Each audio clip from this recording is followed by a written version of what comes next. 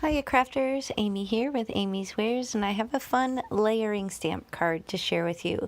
Now this is a new-ish stamp set that I recently acquired from Simon Hurley. It's called Pretty Peonies, and here's a photo of the finished card to show you the direction that we're headed. It's really just some simple stamping, but this stamp set is not only gorgeous and beautiful, but it has the stamps that kind of fill in the color. So these are great if you love floral stamps like me, but don't necessarily want to color them.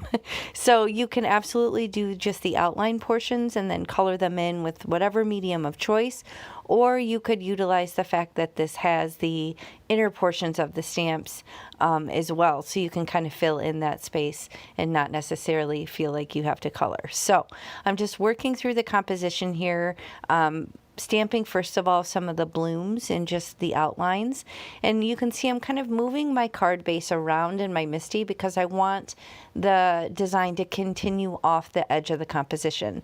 It just kind of creates a better look typically when you do this, rather than just kind of having everything completely ensconced on the front of the card.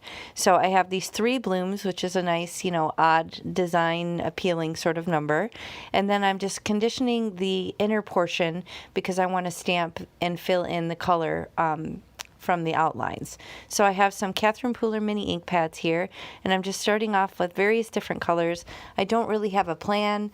I'm not entirely sure how these are going to work together, or what order I'm going to do them, or what combination, but I just start playing, and that's the fun of it, right? It's a pretty simple concept with these layering stamps, and I am able to get some interesting dimension by just kind of coming in and outlining the stamp with the darker color around the edge. And as you saw, I did kind of use my blending brush to soften the edges so that there isn't any harsh lines left behind when I kind of lay down that just on the edge. You could also use a baby wipe or a stamp chamois to do the same sort of effect if you don't want to use a blending brush.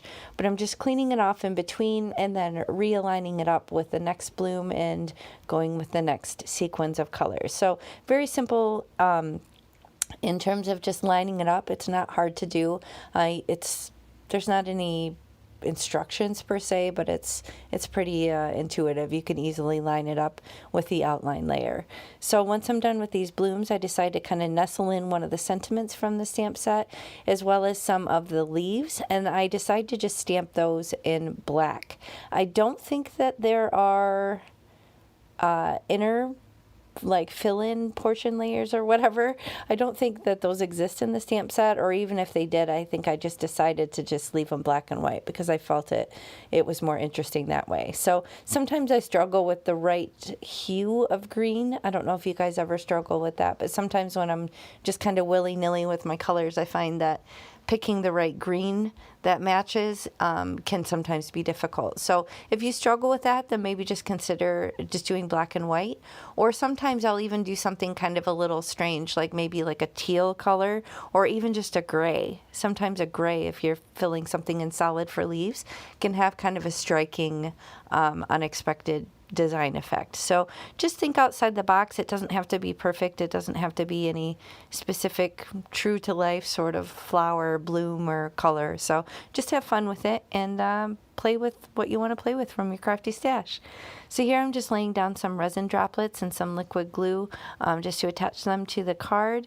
And then I decide on the inside of the blooms just to do the little wee teeny tiny little resin droplets in little groupings of 3 as well, just to give it another little bit of extra interest.